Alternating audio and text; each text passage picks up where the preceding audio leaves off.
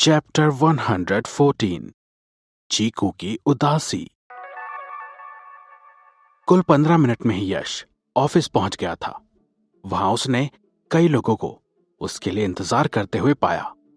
यश तुरंत ही अपने company founder वाले फॉर्म में आ गया। उसका कॉन्फिडेंस अब देखने लायक था। उसने बड़े ही गर्मजोशी से सबको एड्रेस करते हुए कहा, आप सबका यहां आने के लिए धन्यवाद। आप सभी से मिलकर खुशी हुई। ये बोलकर यश राहुल की ओर बढ़ा और बोला, राहुल तुम हम सभी को आपस में इंट्रोड्यूस क्यों नहीं कराते? राहुल ने सर हिलाते हुए कहा, बिल्कुल, क्यों नहीं। मिस्टर यश, ये है मिस्टर मुकेश राय और ये मालिक है Bangalore highway culture media limited के। और ये हैं Bangalore land bureau e commerce limited से मिस्टर तरुण गिल। और इनसे मिलिए, ये है बेंगलोर इंफॉर्मेशन कंसल्टिंग लिमिटेड से मिस्टर जीशान खान। मिस्टर मुकेश की कंपनी कॉमिक्स मार्केट में डील करती है, मिस्टर तरुण की कंपनी ई कॉमर्स मार्केट देखती है और मिस्टर जीशान एक जाने माने इंफॉर्मेशन कंसल्टेंट है। राहुल की बात खत्म होते ही मिस्टर जीशान ने अपनी तारीफ सुनकर मुस्कुराते हुए कहा, वैसे मैं इंफॉर्मेशन कंसल्टिंग के साथ छोटे मोटे वेबसाइट्स भी डिजाइन कर लेता हूं। यश ने उनकी इंफॉर्मेशन को अपने दिमाग में अच्छे से बैठा लिया और एक मुस्कान देते हुए उनसे हाथ मिलाया। मैं यश, इस कंपनी का मालिक। मुझे उम्मीद है कि हम साथ काम करेंगे भविष्य में, जब भी ऐसा कोई मौका आएगा हमारे सामने। और अगर ऐसा कोई बिजनेस रिलेटेड मौका नहीं भी आए, फिर भी आप लोग हमेशा इनवाइटेड है मेरे यहां। जी जरूर। तीनों बिजनेसमैन मुस्कुराए और उन्होंने अपनी अपनी सहमति देते हुए सिर हिलाया। सभी ने कुछ देर आपस में बात की और फिर थोड़ी देर बाद ही तीनों बिजनेसमैन वहां से चले गए। थोड़ी देर बात करने के बाद यश को समझ आया कि बाकी कंपनी ओनर्स उस बिल्डिंग के ऑफिस में क्यों आए थे। सारी कंपनी उसी बिल्डिंग में स्टार्टअप्स थी और सबको ग्रो और एक्सपैंड करने की इच्छा थी। उनके पास किसी बड़ी कंपनी का कोई सपोर्ट और कनेक्शन नहीं था, तो ये एक अनकहा रिवाज जैसा हो गया था कि वहां किसी भी नए टेनेंट के आने पर उसके ऑफिस जाकर तालमेल बढ़ाना और आपस में सबके साथ कांटेक्ट बनाकर रखना। अगर वो सब एक दूसरे को अच्छे से जानेंगे तो कोई भी मौका आने पर सब एक दूसरे की मदद कर पाएंगे। प्रोजेक्ट्स की संख्या से चाहे वो कितना भी बड़ा या छोटा हो, छोटी कंपनियों की जान पर बनी आती है। वो तीनों बिजनेसमैन पहले थे और फिर बहुत से और आने वाले थे। अभी तो पूरे दिन कंपनी ओनर्स का आना जाना लगा रहेगा। अगर यश के पास समय होता तो वो भी दूसरे ऑफिसेस में जाकर देखता कि वहां क्या चल रहा है। उससे उसको कोई हार्म नहीं था। और तो और दोस्ती होने पर अनएक्सपेक्टेड अपॉर्चुनिटीज भी आने लगेंगी। जैसा कि यश ने सोचा, लोगों के 10 ग्रुप से भी ज्यादा उसके ऑफिस में घूमने के लिए आए और वो सब उसी बिल्डिंग में कहीं ना कहीं कंपनी ओनर्स थे। भले ही सारे के सारे अपनी अपनी कंपनी को रिप्रेजेंट करने आए थे, लेकिन उसमें से कुछ यश के जैसी सिचुएशन में थे। उनके ऑफिस में बस एक या दो ही लोग थे, कॉमन बॉस और एम्प्लॉय डुओ, और कुछ तो अकेले ही पूरी कंपनी संभाल रहे थे। बिल्डिंग के सारे कंपनी ओनर्स को वेलकम करने के साथ साथ अपनी वेबसाइट पर एडवर्टीजमेंट की रिक्रूटमेंट भी चेक कर रहा था। उसके पास 7 से 8 रिज्यूमे आए हुए थे जो कि नौकरी की तलाश में थे। सारे रिज्यूमे अच्छे से देखने के बाद उसने 5 एप्लीकेंट्स को चुना और उन्हें अगले ही दिन इंटरव्यू के लिए बुलाया। उसकी कंपनी अब रफ्तार पकड़ चुकी थी। एक्सपेंशन करने में उससे अब ज्यादा से ज्यादा लोग चाहिए थे, जितनी जल्दी हो सके। अब पूरे दिन लोगों से मिलने जुलने के बाद यश चुपचाप अपने घर गया और खाना खाया। अंत में उसे याद आया कि उसने आज पूल डीएटी से ट्रेड नहीं किया। ये याद आते ही उसने अपनी पिछले सेमेस्टर की इंग्लिश की बुक ली और स्विमिंग पूल की तरफ चल पड़ा।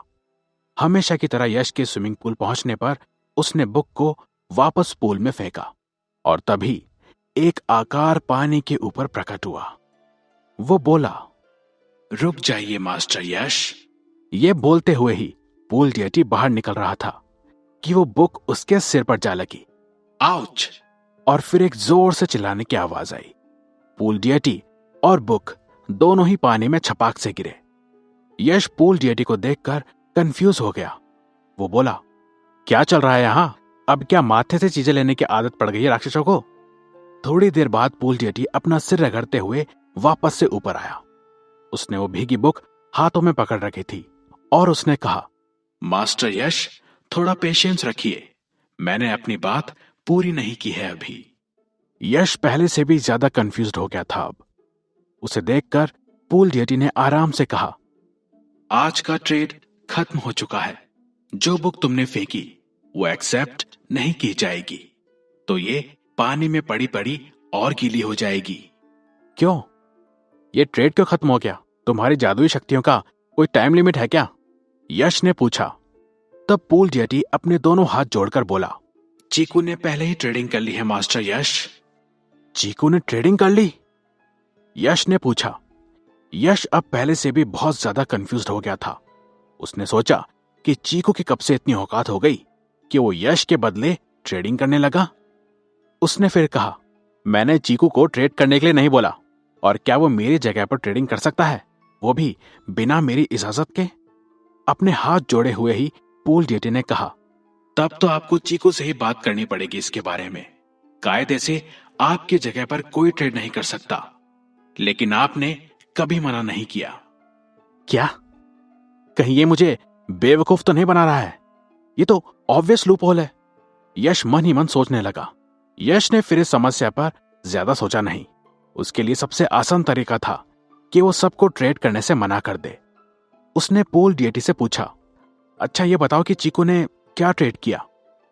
पूल डेटी ने बुक को साइड में रखा और फिर उसने दोनों हाथ उठाकर एक होलोग्राफिक इमेज बनाई और वो ऑप्शंस दिखाए जो उसने चीकू को दिए थे ट्रेडिंग के समय। चीकू की किस्मत वाकई बहुत अच्छी थी। उसे 50 ग्राम सोना या फिर कुत्तों का स्पेशल खाने का ऑप्शन मिला था। यह देखकर यश की आंखें खुद सोने जैसी चमक उठी। 50 ग्राम सोना! और आखिर क्या लिया उसने? यश ने पूल डेटी से पूछा। पूल डेटी ने सिर हिलाते हुए जवाब दिया, माफ करना मास्टर, मगर मैं चूज किया हुआ ऑप्शन नहीं बता सकता। ये तुमको खुद चीकू से ही जाकर पूछना होगा। फिर क्या था? यश ये सुनते ही उस बदकिस्मत पूल डेटी से भी बिना कुछ बोले चीकू की गुफा की ओर दौड़ पड़ा। चीकू ने विला में कई जगह अपनी गुफा बना रखी थी। यश ने जूही की मदद से आखिरकार स्टोर रूम में चीकू को ढूंढ निकाला। चीकू अलमारी के पीछे छुपकर बैठा था। यश धीरे धीरे चीकू की ओर प्यार से बोलता हुआ बढ़ा, चीकू। चीकू डर से छुपकर यश को उसकी ओर आते हुए महसूस कर रहा था। फिर अचानक ही चीकू उठ खड़ा हुआ और अपने पीछे वो कुछ छिपाने लगा। जब यश ने चीकू को नर्वस होते हुए देखा तो उसने उससे कहा, चीकू, तुम बस एक बोलस्टर हो। तुम्हारा तो खाने का मुंह भी नहीं है, तो फिर खाने पीने का सामान अपने पास रखने का क्या फायदा? लेकिन इस बार चीकू के ऊपर बने हस्की ने गुर्राते हुए जवाब दिया, मैं बस इसे अपने पास रखना चाहता हूँ, चाहे मैं इसे खा सकूं या नहीं। यश कुछ देर तक बोल ना सका। फिर थोड़ी देर में ही उसने कहा, चीकू, मैं जानता हूं तुम कभी कभी हस्की जैसा बस इसलिए बर्ताव करते हो क्योंकि तुम्हारे ऊपर एक हस्की का फोटो बना हुआ है, लेकिन तुम एक हस्की के बजाय एक चूहे जैसा बर्ताव कब से करने लगे? खैर, ये वक्त ये जानने का नहीं था कि आखिर चीकू है क्या। तो यश ने उससे कहा कि वो जिस भी चीज को रखने में खुश है वो रख सकता है, लेकिन उसे वो चीज लौटानी होगी जो उसे पूल डेटी के साथ ट्रेड करने पर कल रात मिली थी। चीकू ने अपना सर शर्म से झुका लिया। शायद उसे कल रात की ट्रेड वाली बात यश को पता चलने पर अब गिल्ट महसूस हो रहा था, मगर यश अब गुस्सा हो चुका था। उसके दिल में चीकू के प्रति एक बैड फीलिंग आने लगी थी। उसने गुस्से से चीकू का मुंह दबोचा और बोला, साले बेवकूफ कुत्ते, अब ये मत बोलना कि तूने कुत्तों के स्पेशल खाने को चूज किया, और वो भी पूल डेटी से एक्सचेंज में। चीकू दर्द के मारे चीखने लगा, प्लीज मुझे छोड़ दो, प्लीज प्लीज मुझे जाने दो। यश अब भी उसका मुंह छोड़ने को तैयार नहीं था और वो गुस्से में बोला, नहीं, मैं तुझे तब तक नहीं छोड़ रहा जब तक तू मुझे ये ना बता दे कि आखिर तूने उस रात क्या लिया था ट्रेडिंग में। चीकू ने कोना रूपी हाथ से अपने पीछे से ढूंढकर सोने का सिक्का निकाला और यश की तरफ उछाल दिया और चीख कर बोला, सोना सोना, मैंने पूल डेटी से उस रात सोना एक्सचेंज किया था। यश ने सोना देखते ही चीकू का मुंह छोड़ दिया और खुशी से बोला, मैं जानता था तुम सोना ही चुनोगे। चीकू गुर्राते हुए अपनी खूंखार नजरों से यश को देखते हुए बोला, भला तुम्हें कैसे मालूम था? यश बोला, सीधी सी बात है चीकू, आखिर सोने के सामने इस कुत्ते के खाने की क्या ही औकात। एक सोने के सिक्के से ना जाने कितने कुत्तों का स्पेशल खाना आ जाए। हाँ हाँ जाओ, और फिर से आकर मुझे यूं परेशान मत करना। वैसे ही आज का दिन मनुष्यत से भरा था। वाह, तेवर तो देखो जनाब के। लेकिन मैं खुश हूं इस 50 ग्राम सोने को लेकर, तो मैं तुमसे अभी कोई झगड़ा नहीं करना चाहता। यश सोना लेकर स्टोर रूम से बाहर चला गया। उसके बाहर जाने के बाद उसने अंतिम बार घूमकर चीकू की ओर देखा। उसे लगा चीकू भी कुछ उदास सा लग रहा था, और यश अब समझ गया था कि उसका दिन भी बुरा बीता था। चीकू को क्या हुआ? उसने ऐसा मुंह क्यों बनाया हुआ है? मैंने उससे सोना छीना इसलिए? यश को फिर याद आया कि स्टोर रूम में क्या हुआ था। उसे समझ आया कि चीकू का चेहरा उसके सोना लेने की वजह से नहीं उतरा हुआ था, क्योंकि चीकू ने तो बिल्कुल सीधे सीधे वो सोना यश के हवाले कर दिया था उससे। लेकिन यह पता नहीं चल पा रहा था कि वो इतना उदास क्यों था। यश यही सोचते हुए अपने बेडरूम में वापस आ गया और सोने को एक बॉक्स में रख दिया। सोना एक बहुमूल्य चीज होती है। चाहे आप किसी भी सदी या समय में रहे हो, उसे वो कभी भी बेच सकता था जब भी उसे पैसों की जरूरत पड़े। सोने को बॉक्स में रखने के बाद यश को अचानक से याद आया कि वो अपना गीला बुक स्विमिंग पूल में छोड़कर आ गया था। उसे लगा कि वो बुक उसे पूल के पास नहीं छोड़नी चाहिए, बल्कि उसे उठाकर सूखने के लिए रख देना चाहिए। ये सोचते हुए वो फिर से स्विमिंग पूल की तरफ बढ़ गया। वो पूल तक पहुंचकर दरवाजा खोलने ही वाला था कि उसने सुना कि पूल किसी से बात कर रहा था। पूल बड़े ही आराम से और सरल तरीके से समझा रहा था। चीकू की आंखें तब सूरज की तरह चमक रही थी जब सोना और कुत्ते का स्पेशल खाने का ऑप्शन उसे मिला। हम सबको पता है कि चीकू को कुत्तों का खाना कितना पसंद है, लेकिन उसे यश कभी नहीं दिलाता। तो चीकू सिर्फ 2 पैकेट कुत्तों के खाने के साथ सो सकता है। और मैंने कल उसे जो कुत्तों का खाना दिया था वो कोई आम खाना नहीं था। मुझे नहीं पता कि चीकू इतना लकी कैसे हो गया था। मैं समझ गया कि कुछ गलत है जो उसे कुत्तों का स्पेशल खाना मिला, वो भी 2 पैकेट।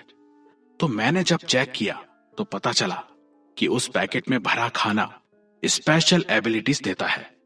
तभी एक धीमी आवाज आई। कैसी एबिलिटी?